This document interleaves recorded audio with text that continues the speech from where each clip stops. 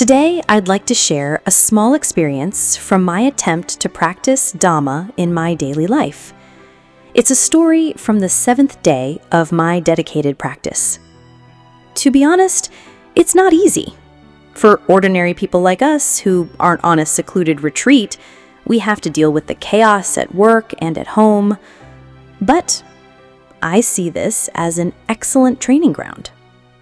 On that particular day, I decided to tackle a deeper topic. Sakkāya-diṭṭhi, the deep-seated belief that there is a real self, or mine, right in the midst of our ordinary lives. The story begins in the morning. I woke up at 6, still feeling a bit groggy. But instead of rushing into my daily tasks, I took about 10 minutes to just sit quietly on my bed. I recited a short chant silently, and then returned my focus to my breath. I wasn't expecting profound peace or anything, just simply being aware of the breath coming in and the breath going out. Of course, thoughts about work and my to-do list kept popping up. I just acknowledged that the thoughts were there, and then gently guided my attention back to my breath.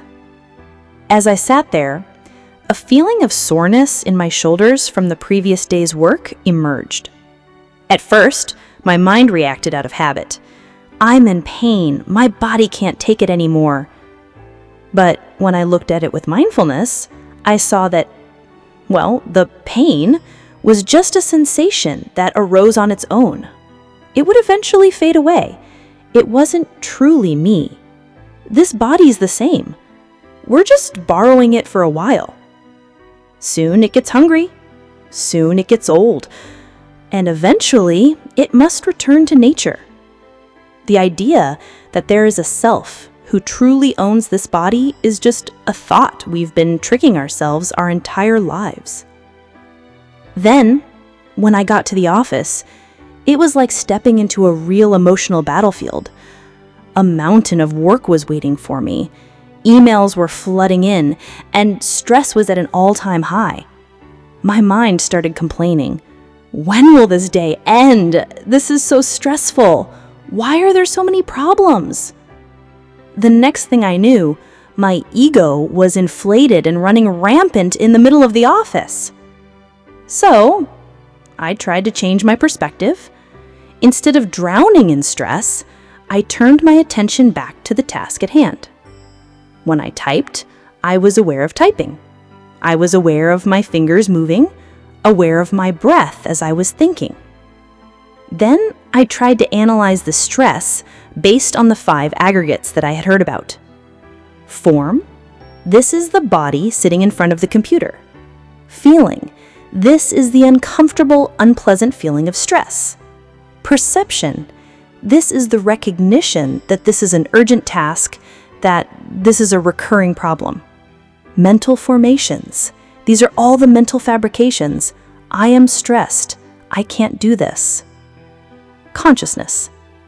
This is the awareness through the eyes seeing the screen, the ears hearing colleagues talk. When I broke it down into these components, it became clear. Stress isn't me. It's just the interplay of these 5 elements. Seeing this lightened my heart a bit, giving me enough mindfulness to go back and solve problems one by one. In the evening, I came home exhausted after a long day. After finishing my chores, it was time for some personal downtime.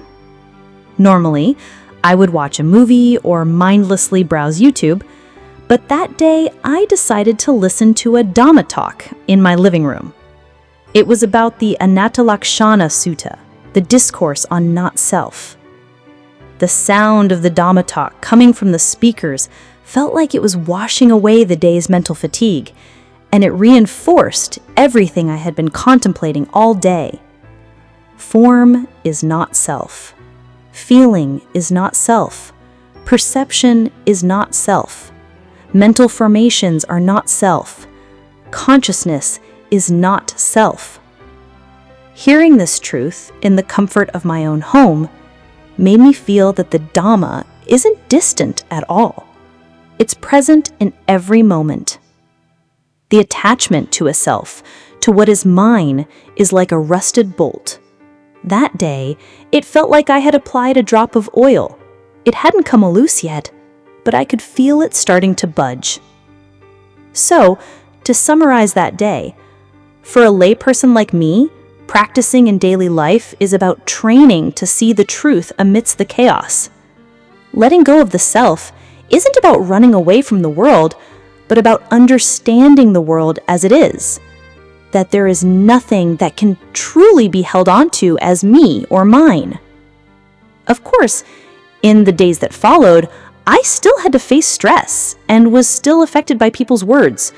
But being able to catch my own thoughts more often, for a busy person like me, that in itself is a huge step forward. I hope this little story of mine can be of some benefit and encouragement for all of you to try and apply in your own daily lives. Thank you.